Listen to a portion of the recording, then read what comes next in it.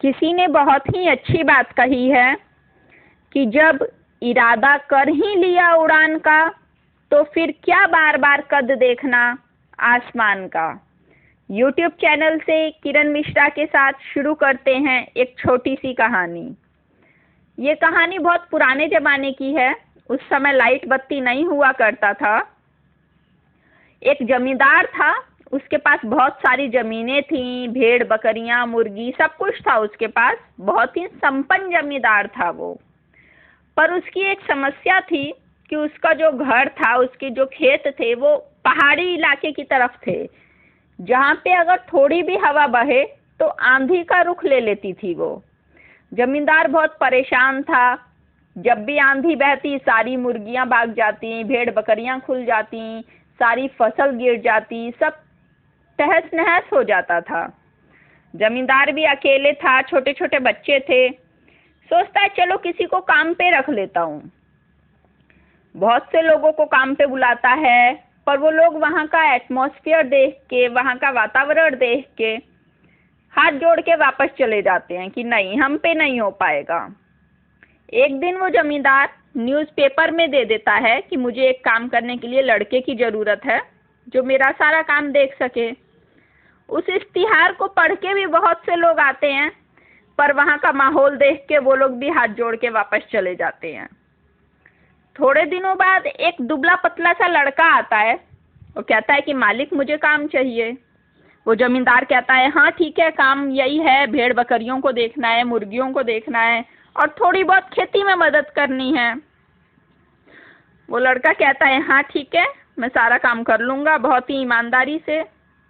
मालिक कहता है ठीक है, अपनी जो तनख्वाह है, जो पेमेंट है वो बता दो। वो लड़का कहता है कि वो तो मेहनताना जो भी मेरा होगा वो आप मुझे दे देना, इसमें क्या बताना है। आप जानते ही हैं, आप जमींदार हैं, ऐसा थोड़ी है, बस मेरी एक छोटी सी शर्त है। वो जमींदार कहता है शर्त? वो कैसी शर्त बताओ। तो मालिक, मुझे गर्मी में नींद नहीं आती, जब हवा चलती है तब मैं सोता हूँ। वो जमींदार कहता है हाँ तो ठीक है, सभी तो हवा चलती है तभी सोते हैं। तो नहीं मालिक, जब मैं सो रहा हूँ तो मुझे कोई डिस्टर्ब ना करे। जमींदार कहता है कि हाँ ठीक है, तुम अपना काम करके अगर सोओगे तो तुम्हें कोई डिस्टर्ब नहीं करेगा। सब बातें तय हो जाती हैं। ये लड़का बहुत ही लगन ईमानदारी से अपना सारा काम देखता है, बकरियों को देखना, मुर्गियों को देखना, खेती में मदद करना, सब कुछ अच्छा चल रहा होता है। जमींदार भी खुश होता है कि चलो एक जना हेल्प करने को मिल गया। एक दिन रात को सभी सो रहे होते हैं, अचानक से 10-11 बजे के टाइम पे ठंडी ठंडी हवाएं चलने लगती हैं। जो जमींदार होता है, क्योंकि वो वहां रह चुका होता है, उसको मौसम का अनुमान होता है। वो समझ जाता है कि अब ये हवाएं आंधी का रूप लेंगी और आंधी से फिर तूफान। वो झट से उठ के भी सोचता ही है कि इतने में हवाएं और तेज हो जाती हैं। ये जमींदार जो होता है वो उस नौकर के पास दौड़ते दौड़ते जाता है, कहता है कि अरे उठ, जल्दी चल, आंधी आने वाली है, क्योंकि हवाएं ठंडी हैं और तेज हैं। जल्दी चलो, चल के देखते हैं भेड़ बकरियां गायें सब अच्छे से बंधी हैं या नहीं, क्या हो रहा है खेतों में, चल के एक बार देखा जाए। तो ये जो लड़का होता है ये कहता है मालिक, मैंने तो आपसे पहले दिन ही कहा था कि जब हवा चलती है तब मैं सोता हूँ और मुझे हवा में डिस्टर्ब कोई ना करे, मेरी नींद में कोई खलल ना डाले, मैं आपके साथ नहीं चल सकता इस समय। जमींदार कहता है अरे पागल हो गया है तू, यहाँ मेरा नुकसान होने को है और तुझे नींद की पड़ी है। वो लड़का कहता है मालिक, मैंने आपसे बताया था ये बात, यही तो शर्त थी मेरी। आप भी जाइए, ठंडी हवा का आनंद लीजिए, सोइए अपने परिवार के साथ, मैं अभी नहीं उठूंगा। जमींदार को बहुत गुस्सा आता है, कहता है कि इसको नींद की पड़ी है, मेरा नुकसान होने वाला है, इसको तो मैं कल सुबह ही निकाल दूंगा काम से, लेकिन फिलहाल इस समय चलो मैं अकेले ही चल के देखता हूँ कि वहाँ खेत में क्या हो रहा है, गाय बकरियां सब सही से हैं या फिर क्या है, चल के एक बार देखें तो सही। वो जमींदार दौड़ता भगता हाथ में लालटेन लिए खेतों के पास जाता है तो देखता है कि सारे खेतों के मुट्ठे बांध दिए होते हैं इस लड़के ने। थोड़ी थोड़ी सी फसल पकड़ के कस के मुट्ठे बांध दिए गए होते हैं जो आंधी क्या तूफान से भी ना गिरे। गाय बकरियों की तरफ देखता है तो सब कोई अपने खूंटे से 4-4 बार बंधी हुई होती हैं। वो कितनी भी कोशिश करें, कितनी भी हवा उस खूंटे को उखाड़ नहीं सकती। मुर्गियों को अपने कमरे में बंद करके बाहर से किल्ली दे दी गई होती है, बाहर से कुंडी लगा दी गई होती है, उस पे लकड़ी के कई फट्टे साज दिए गए होते हैं कि चाह के भी वो दरवाजा, वो छान मूस का जो दरवाजा था घास फूस का, वो ना उड़े और मुर्गियां बाहर ना निकलें।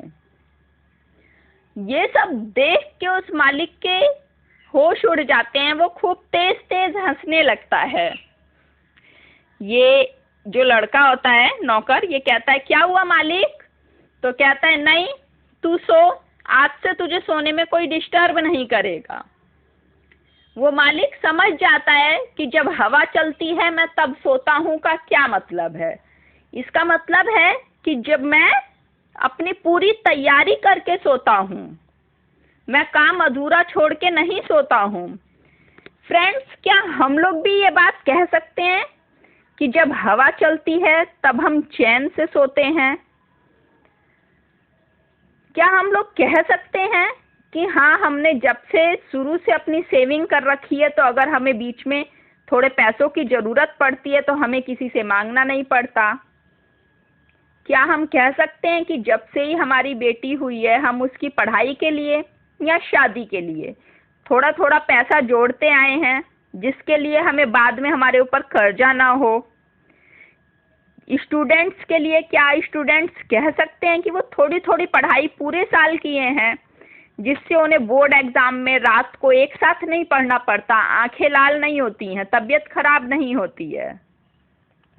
हम अपने काम को अगर रोज थोड़ा थोड़ा करते रहेंगे तो हमारे ऊपर बर्डन नहीं पड़ेगा एक ही दिन कि हमें आज ही सारा काम करना है, और हम आंधी तूफान में भी चैन से अस्थिर खड़े रह सकते हैं। कोई भी इंसान अगर नौकरी ज्वाइन करता है तो उसे अपने पहले मंथ से ही थोड़ी थोड़ी सेविंग करते रहना चाहिए, जिससे लास्ट टाइम में उसको उन्हीं पैसों से मदद मिल जाए, हमें किसी और के आगे हाथ ना फैलाना पड़े। बच्चे लोग हैं, शुरू से जब उन्हें पता है कि अब हम बोर्ड में आ गए, अब हम 10th 12th में आ गए, तो उन्हें हर रोज पढ़ाई करनी चाहिए, जिससे कि एग्जाम टाइम में हमें एक साथ ज़्यादा ना पढ़ना पड़े। हम ग्रेजुएशन में हैं, हम अच्छे कोई कोर्स कर रहे हैं, तो हमें खूब मन लगा के रोज पढ़ना चाहिए, जिससे हमें कोई अच्छी नौकरी मिल जाए, अच्छी डिग्री हमारे हाथ में आ जाए। अब हम सोचते हैं कि एग्ज़ाम आएगा तो हम पढ़ेंगे, जब हमें ज़रूरत पड़ेगी तो हम पैसों का इंतजाम कर लेंगे। ऐसा नहीं होता है। प्यास लगने पे पानी की ही ज़रूरत होती है, उस समय हम ढूंढते हैं कि कुआं कहाँ है।